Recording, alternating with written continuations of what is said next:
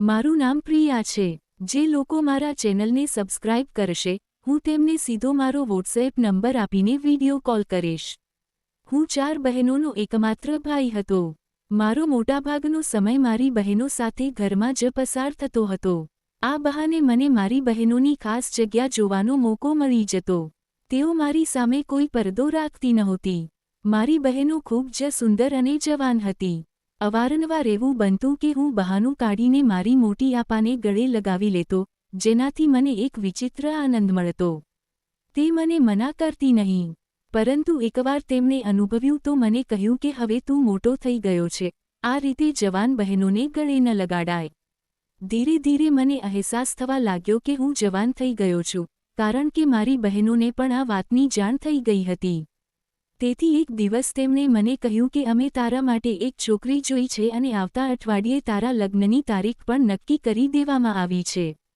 આ વાત સાંભળીને હું ખૂબ ખુશ થયો, પણ એક વાત મને ખૂબ પરેશાન કરી રહી હતી, કારણ કે મને પહેલી રાત વિશે ખબર નહોતી।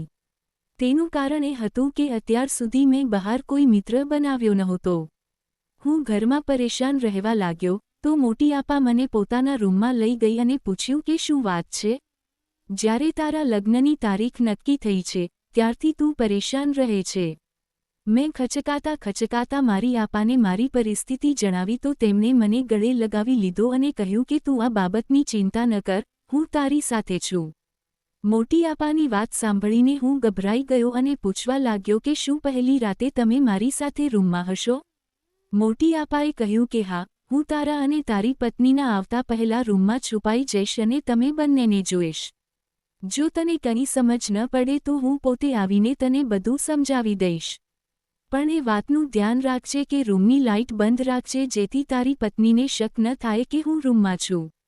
આપાની વાત સાંભળીને હું ખુશ થઈ ગયો અને એકવાર ફરી ગળે લગાડીને કહ્યું કે તમે ખૂબ સારા છો। તમે તમારી પસંદની છોકરી સાથે મારા લગ્ન કરાવ્યા હતા અને આજે મારી પહેલી રાત હતી। મોટી આપા મને ઘરમાં ક્યાંય દેખાતી નહોતી। હું સમજી ગયો હતો કે તે પહેલાં જ મારા રૂમમાં જઈને છુપાઈ ગઈ છે। હું રૂમમાં પહોંચ્યો તો જોયું કે મારી પત્ની બેડ પર મારી રાહ જોઈ રહી હતી। મેં તેને સલામ કરી અને કહ્યું કે કપડાં બદલી લો। તે ઉઠીને વોશરૂમ ગઈ। મેં રૂમમાં આજુબાજુ જોયું તો એક તરફ જોયું કે મારી મોટી આપા બેસીને બધું જોઈ રહી હતી। મારી પત્ની કપડાં બદલીને આવી। મેં લાઇટ બંધ કરી દીધી, પણ જેવી મેં તેના ચહેરા પરથી કપડું હટાવ્યું તો જોઈને મારા હોશ ઉડી ગયા, કારણ કે તે તો મારી મોટી આપા હતી। નોંધ: તમે આપેલું લખાણ અધૂરું છે અને તેમાં વાર્તાના વળાંક અસ્પષ્ટ છે, તેથી મેં અહીં સુધી અનુવાદ કર્યો છે। જો તમારે આગળનું લખાણ પણ અનુવાદ કરાવવું હોય તો તમે જણાવી શકો છો।